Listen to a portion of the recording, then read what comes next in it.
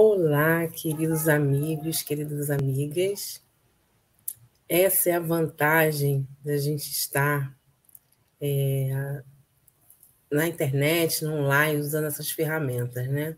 Estamos aqui, não estamos ao vivo, mas estamos gravados, mas também seremos vistos mais à frente. E que coisa boa a gente poder, então, utilizar essa ferramenta, né, para a gente não deixar de se comunicar. Então, hoje, a gente vai dar continuidade aqui ao estudo da Gênese. A gente está entrando num item novo, que é a hipótese sobre a origem do corpo humano. Isso é um título muito importante, porque Kardec ele faz questão, né, de frisar que isso é uma hipótese. Por quê? Porque o Espiritismo caminha junto com a ciência, as descobertas científicas, que também vão se amadurecendo, vão se renovando, né? Então, ele está seguindo ali o que ele tinha na época de informação. E hoje a gente já até consegue ter um pouco mais de informação, né, através das descobertas, dos fósseis, do que se tinha na época do século XIX. Mas isso ajuda a gente, inclusive, a interpretar o texto de Kardec, porque ele diz aqui da semelhança, né, de formas exteriores que existe entre o corpo do homem e do macaco. Formas exteriores, quer dizer, você olhando visualmente, eles se parecem muito, né? Em questão do movimento, de estar ali a postura, enfim, é um animal que se aproxima muito visualmente do homem, né? Do corpo humano. Alguns fisiologistas concluíram que o primeiro é apenas uma transformação do segundo. Então, isso aí é uma questão, né? Que seria ali o corpo humano surgiu da transformação de um primeiro. Nisso não há nada de impossível, nem que, se assim for, afete a dignidade do homem. Existe, né, existiu durante muito tempo essa ideia de que nós evoluímos do macaco. Então, isso assim, nossa, a gente evolui do macaco, né? Tanto que muitas vezes as pessoas usam, ele fala essa questão de você diminuir, né, essa questão de você usar essa comparação com o macaco como algo que afeta a dignidade, que muitas vezes as pessoas vão usar, as pessoas que são preconceituosas, vão xingar, né, uma pessoa negra de macaco. Quer dizer, fazendo essa associação, inferiorizando aquela pessoa. Então, realmente, essa ideia da gente conhecer a fundo as origens, né, dentro do possível, é libertador. Porque se a gente tivesse isso muito claro na nossa cabeça, de que isso não diminui a dignidade de ninguém, a gente jamais usaria essa comparação para dar vazão ao nosso preconceito, né? E aí, trabalhar o preconceito, então, também seria uma outra questão. Bom, nisso, aí ele fala, corpos de macacos podem muito bem ter servido de vestimenta aos primeiros espíritos humanos, necessariamente pouco adiantados. Isso aí a gente quer dizer o quê, gente? Não é que eram inferiores, né? Espírito criado simples e ignorante, a Terra ela foi, na sua época primitiva, a morada para primeiros espíritos, né, de primeira viagem, vamos dizer assim. Acreditamos, né, que muitos vieram também de outros mundos para também ajudar na evolução, mas que a Terra foi, Kardec fala isso no Livro dos Espíritos, se eu não me engano, ele faz essa pergunta, né? Foi a habitação de muitos espíritos pela primeira vez. Então, é nesse sentido que ele está falando, né? Que nesses primeiros espíritos humanos, que ainda eram um pouco adiantados, mas não no sentido de inferioridade moral, mas no sentido ainda da ignorância, né? O simples e ignorante. E que tenham vindo encarnar na Terra, essas vestimentas foram as mais apropriadas às suas necessidades e mais adequadas ao exercício das suas faculdades que o corpo de qualquer outro animal. Porque a questão cognitiva, a inteligência como um atributo do espírito, também foi evoluindo, foi desenvolvendo à medida que o cérebro, por exemplo, com todas as suas partes, né, que vão ajudar a manifestar o espírito, a gente já estudou lá, os elementos gerais do universo.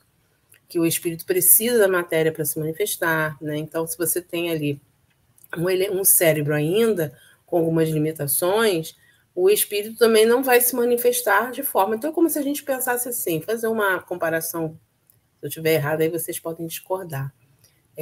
De uma criança. Criança, ainda pequenininha, o cérebro ainda não está completamente formado, ela tem algumas limitações, por exemplo, da questão da fala. Por que ela não consegue já falar?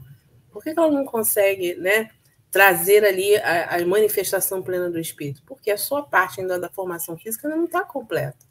Então, na medida que aquilo vai se desenvolvendo, o organismo, né, ela vai conseguindo ali falar, vai conseguir andar, né, vai conseguir fazer coisas que nós, adultos, já fazemos.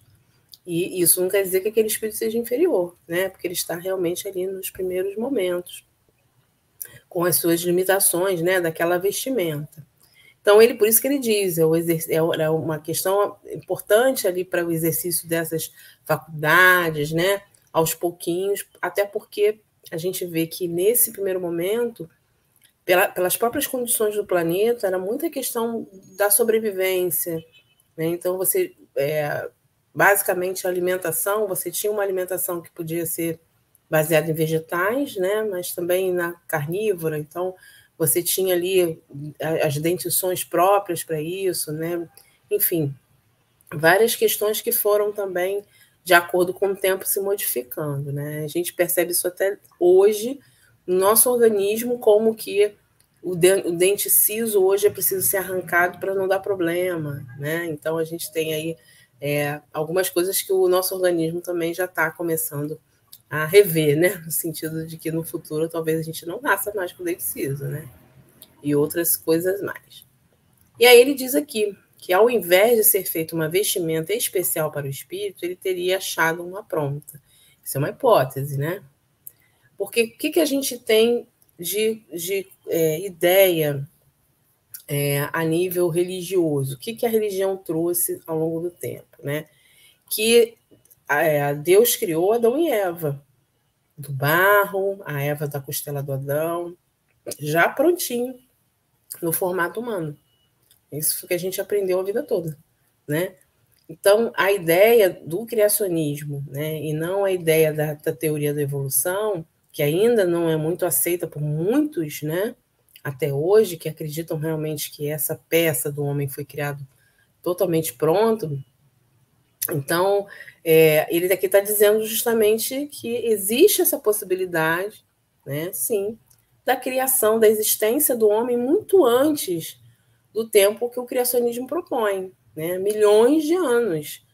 Tanto que as descobertas, né, dos fósseis, enfim, têm registrado isso.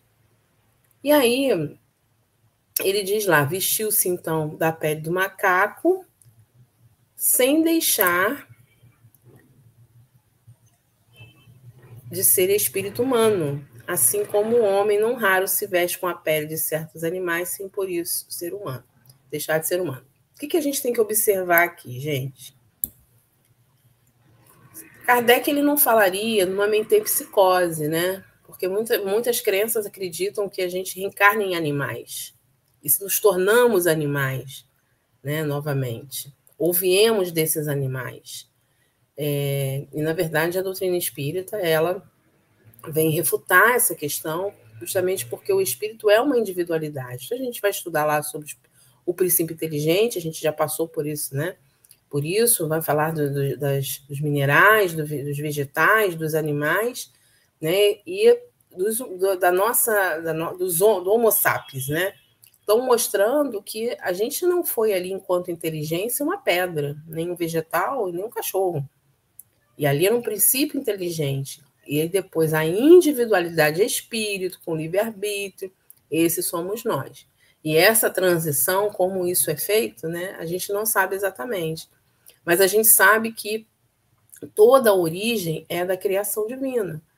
Então, ele não está querendo dizer aqui que o espírito encarnou em um corpo de macaco como macaco para evoluir, né?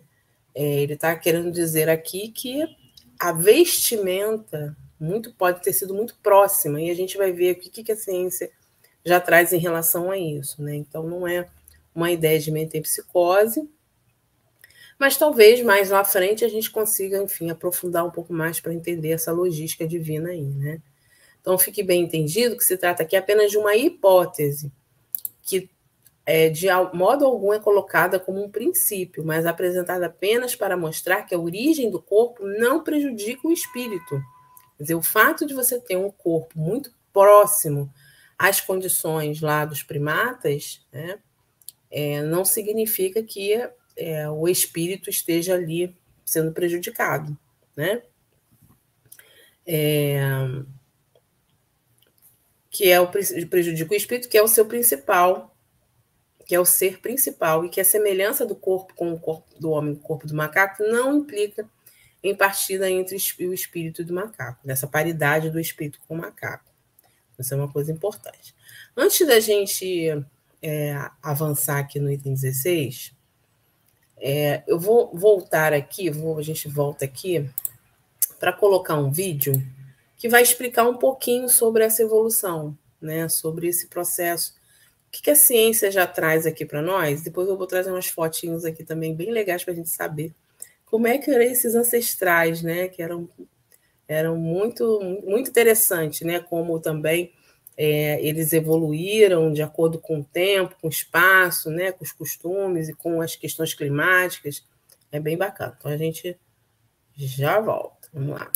Desde a antiguidade, o homem sempre questionou a sua origem por meio de teorias, buscando compreender e explicar a sua existência. Por isso, cientistas, antropólogos, biólogos e pesquisadores da história estudam há anos sobre a teoria da evolução humana. Alguns acreditam no criacionismo e que todas as coisas foram criadas por um criador onipotente e divino. Outros acreditam na teoria evolucionista de Charles Darwin, que defende a ideia da seleção natural, onde os seres vivos melhor adaptados ao meio teriam mais chances de sobreviverem. Um dos maiores questionamentos sobre a evolução humana é a sua relação com os macacos. Será que somos a evolução dessa espécie primata? Ou então, será que todos nós somos descendentes de um ancestral em comum? Vocês também têm essas dúvidas?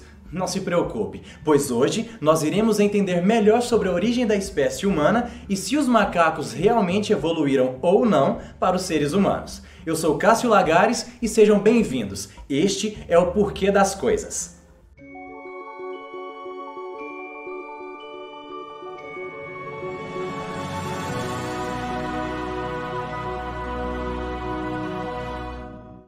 De acordo com diversas pesquisas científicas realizadas nos últimos anos, o homem não evoluiu do macaco. Para afirmar isso, os pesquisadores explicam que tanto o homem quanto os macacos pertencem a diferentes espécies de primatas, por isso eles possuem características em comum. Mas a razão dessa semelhança é simples, e a teoria cladística explica isso muito bem. Ela afirma que a classificação de cada espécie deve ser feita de forma monofilética, ou seja, todos os descendentes desse grupo devem ter um ancestral em comum. Assim, se a gente olhasse agora para uma árvore genealógica, veríamos o homem de um lado e de outro os bonobós e chimpanzés, espécies mais próximas da nossa, como se fossem irmãos.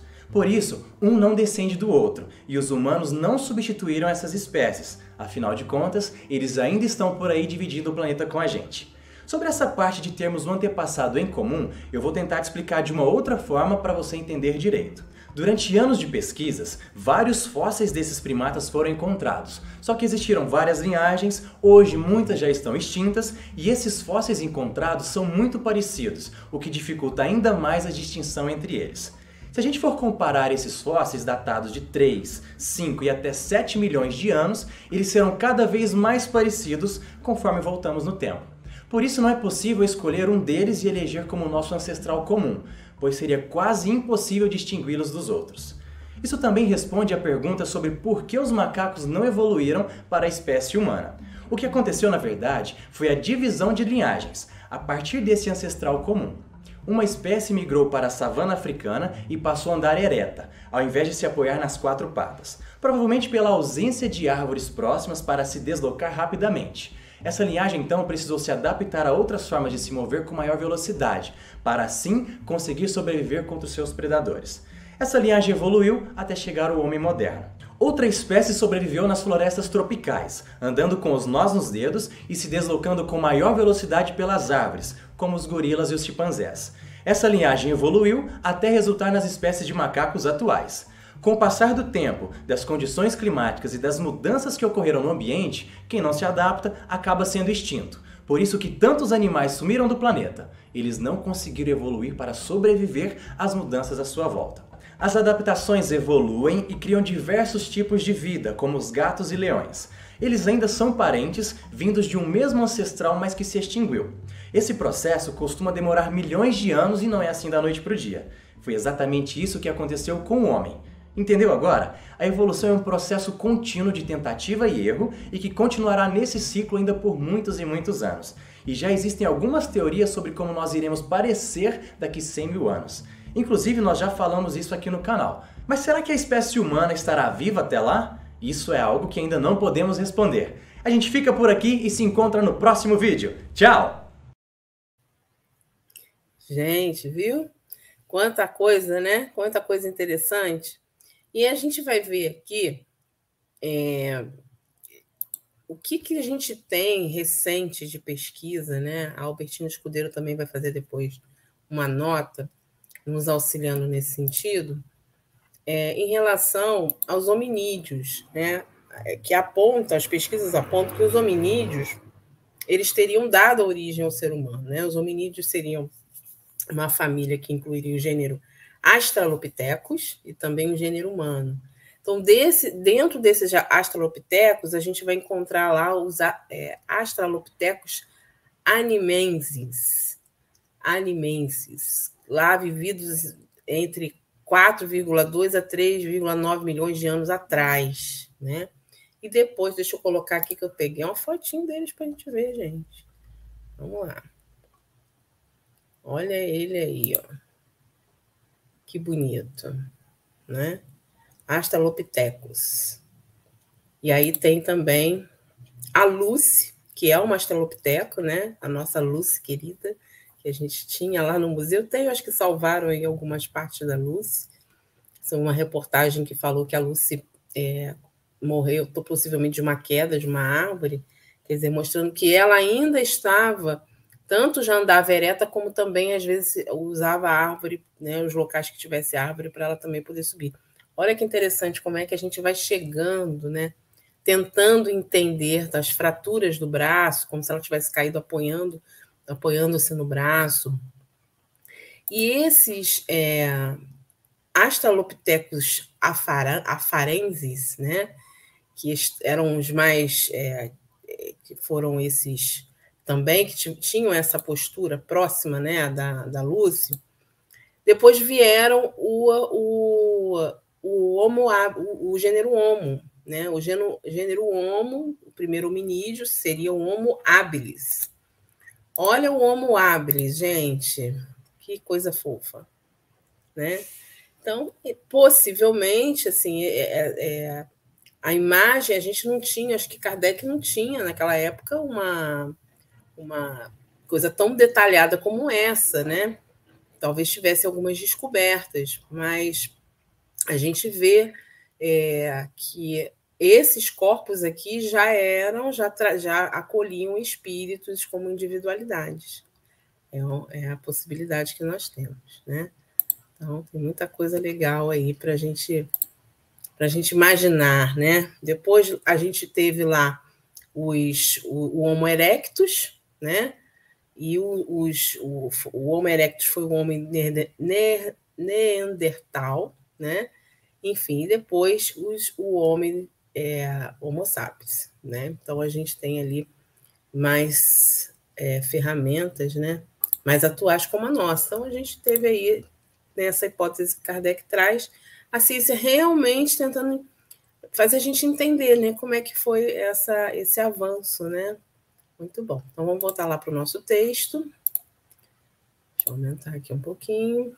E aqui, então, nesse item 16, ele fecha, né, falando, admitida essa hipótese, essa que a gente está vendo aqui, que é muito parecida, né, com o que ele tem, só que com mais informações, né, da ciência atual, posso dizer que, sob influência e por efeito da atividade intelectual do seu novo habitante, o envoltório se modificou. Então, a gente vai ver lá esses hominídeos, né? como ele falou ali, a questão da savana, você não tinha afta, ele começou... E aí começar o tipo de caça, né, que ele encontra, as ferramentas que ele vai desenvolver para poder se alimentar, os abrigos, a forma de comunidade que eles começam a criar. Então, o envoltório se modificou, embelezou-se nos detalhes, conservando sempre a forma geral do conjunto. Então, os corpos aperfeiçoados, ao se procriarem, reproduziram-se nas mesmas condições, como acontece com as árvores enxertadas. Olha que interessante. E deram origem a uma nova espécie que, pouco a pouco, se afastou do tipo primitivo à medida que o espírito progrediu. O espírito macaco, que não foi aniquilado, continuou a procriar corpos de macaco para o seu uso, do mesmo modo que o fruto da árvore silvestre reproduz árvores desta espécie. E o espírito humano procriou corpos de homem, variações no mesmo molde em que ele se estabeleceu. Quando a gente vai estudar a própria questão da manipulação do fluido, né, para a criação do perispírito, então, assim, em que condições aqueles primeiros, quando a gente estava lá no nosso estado primitivo, a gente tinha de criar um perispírito, de modelar o nosso perispírito, né, em relação a hoje. O tronco se bifurcou, produziu um broto, e esse broto se tornou o tronco. Então, é exatamente o que a ciência falou, né? Essa bifurcação que aconteceu, essa linhagem, né, e que acabou trazendo ali um sentido, né, de evolução. Como não há transições bruscas na natureza, é provável que o primeiro homem que surgiu na Terra diferisse em pouco do macaco pela forma exterior, e, sem dúvida, não muito mais pela inteligência. Nos dias de hoje, ainda há selvagens que, pelo comprimento dos braços e dos pés e pela conformação da cabeça, têm tanta semelhança com o macaco que só faltam serem peludos para que a semelhança seja total. Aí, a Albertina traz aqui o item, né? 166, completando as palavras do codificador, hoje sabemos, pelas pesquisas que estão em curso, que a evolução da história humana é uma longa sucessão de fatos que se estendem pelos últimos 8 milhões de anos. Gente, é muito tempo, né? Para as coisas se modificarem. A gente acha que é assim, né? Como Adão e Eva. Tem muita coisa e muito tempo. Que é a época em que se reconhece que ocorreu a divergência evolutiva que levou a espécie humana para um lado e os macacos para o outro. Presume-se que há aproximadamente 4 milhões de anos, os mais antigos antepassados do homem encontravam-se definitivamente estabelecidos na superfície terrestre. Segundo os pesquisadores, o fator determinante da evolução da espécie humana primitiva foi a reestruturação da anatomia, que permitiu a posição erguida, bipedação, né, você andar sobre 2 pés. E você andando sobre 2 pés, você tem as mãos livres para desenvolver outras atividades, né? Uma das confirmações dessa teoria é a existência de pegadas fossilizadas de 4 milhões de anos que conservaram traços inconfundíveis do pé de 2 adultos e uma criança humana. Com a liberação das mãos para a realização de novas tarefas, como carregar materiais, manipular objetos e, eventualmente, construir outros novos, o ser humano primitivo foi desenvolvendo progressivamente a sua inteligência, através de diversos estágios, desde o Australopithecus afarensis até o Homo sapiens, o homem moderno de hoje. Os fósseis conhecidos de maior antiguidade, que recebem o nome de Homo, o Homo habilis, remontam a 2,5 milhões de anos. Ele já possui um cérebro maior, um crânio mais arredondado e um rosto perfeitamente humano. Então, a gente encerra aqui, né? Porque na outra semana a gente vai falar da encarnação dos espíritos. Gente, hoje eu falei muito rápido, né? Ainda temos muito tempo. Então, vamos bater um papinho aqui para a gente não entrar nessa encarnação dos espíritos, porque é muito tempo, é um outro assunto, né? Porque ele vai falar da encarnação dos espíritos e depois, vamos ver qual é o tema aqui que ele vai abordar. E tem muita coisa na encarnação dos espíritos, gente. Muita coisa para a gente estudar. São muitos itens. Vamos ver aqui qual é o próximo. Depois ele vai falar de reencarnação, propriamente dito, assim, encarnar, né, entrar na carne. O momento em que você encarna, né, que você está lá desencarnado e você encarna na carne. Então, as primeiras encarnações e as encarnações, o ato em si, né, do espírito estar encarnado. E a diferença é que é o princípio da reencarnação, que já é esse processo da encarnação sucessivamente, né? Você encarna várias vezes, ou reencarna, né? Vai e volta. Depois ele vai falar das emigrações e imigrações dos espíritos e também da raça adâmica. Adoro esse tema. Raça adâmica, coisa linda demais de estudar, gente. Muito bom. Doutrina dos Anjos Decaídos. Muito bom também. Muita coisa boa. E a gente, então, encerra o capítulo para depois entrar na Gênese mosaica, né? Porque a gente está trabalhando essa questão do conceito básico do surgimento desses elementos, espírito, matéria, Deus, criação, o que é o básico aqui, a gênese espiritual, a hipótese do corpo humano. Depois Kardec vai falar da gênese mosaica para trazer esse conceito, né? Paraíso perdido, a criação em 6 dias. Mas a gente já tem a base lá, os recursos para poder raciocinar sobre isso. Kardec realmente é um professor, né? Até hoje dando aula para a gente, através dessas heranças que ele deixou aqui para nós. Então, meus amigos, vou liberar vocês mais cedo hoje. O sinal vai tocar cedo, né? Vou botar só mais uma vez essa fotinha que eu achei muito linda. Olha aí, nossos ancestrais, né? Caçando lá, tirando. A gente já vê aí que tem um primeiro, o instinto materno lá, a mãe lá com o filho, né? Muita coisa legal. Esse aí já é um pouquinho mais peludo, né? A Lucy, muito linda, maravilhosa. E é isso, gente. Então, vou liberar vocês mais cedo hoje, 10 minutinhos antes, né? Para vocês poderem estudar um pouquinho mais do Evangelho. Desejando a vocês um ótimo estudo, uma ótima reflexão, que a gente se fortaleça nesses conhecimentos que nós recebemos, né? Porque vivemos tempos de incerteza. Incertezas humanas, porque a certeza divina, ela nunca muda, né? As incertezas são humanas, porque nós ainda estamos divididos pelas paixões, né? Pelas dúvidas que nós temos do que é certo e o que é errado, por desejos de querer algo diferente e ao mesmo tempo, temos dificuldade de também fazer o diferente, né? De associarmos a prática à teoria que tanto defendemos.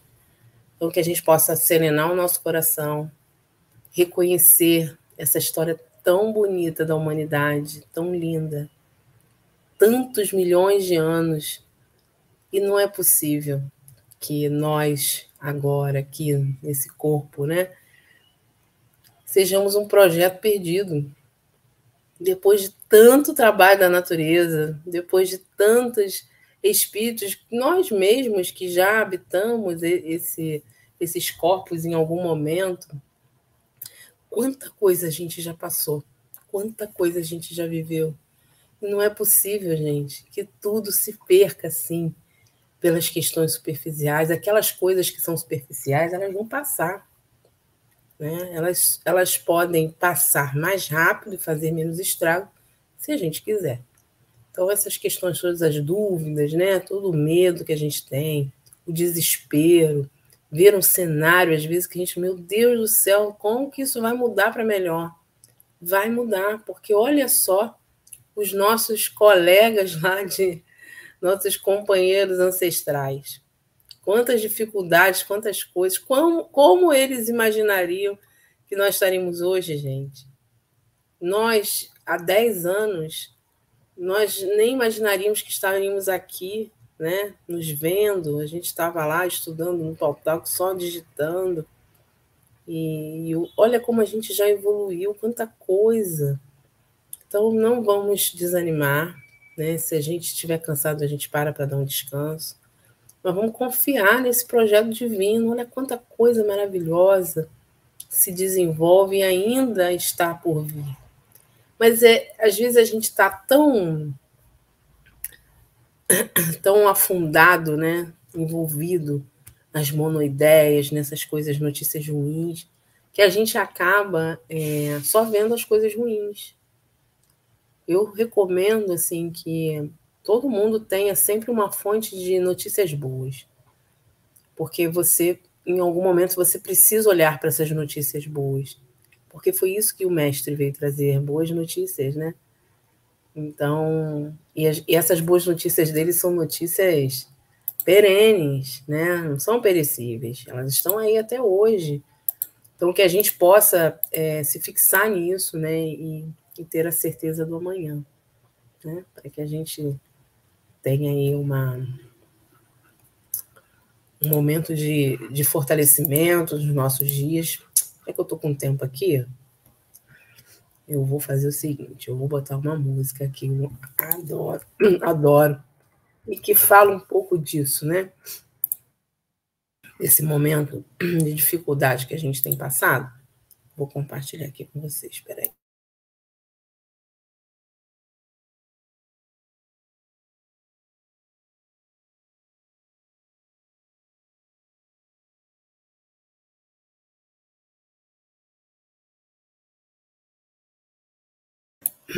Evangelizador é assim, gosto de uma musiquinha, e eu deixo então essa música assim, para a gente poder lembrar sempre desse passado, dessa história rica e bonita que a gente tem, da história que a gente está vivendo e da história que a gente ainda tem para escrever, né? Que a gente tenha fé. E o nome da música é Conquista. Vou compartilhar aqui, compartilhar com áudio. Vamos lá. Gente, vou deixar a música aqui e um abraço para vocês, tá bom? Beijo, até a próxima.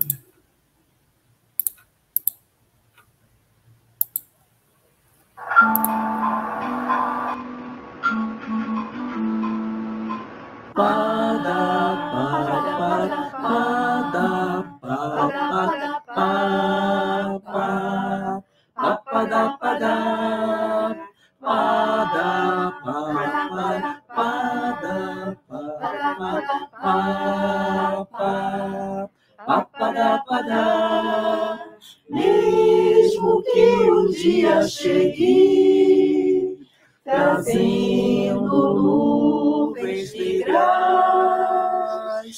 escala o monte da certeza, e lá de cima vê como é pequena e passageira dor. É assim que se exercita para a vida imortal. O que hoje tão difícil, amanhã será conquistar. Amanhã será conquistar.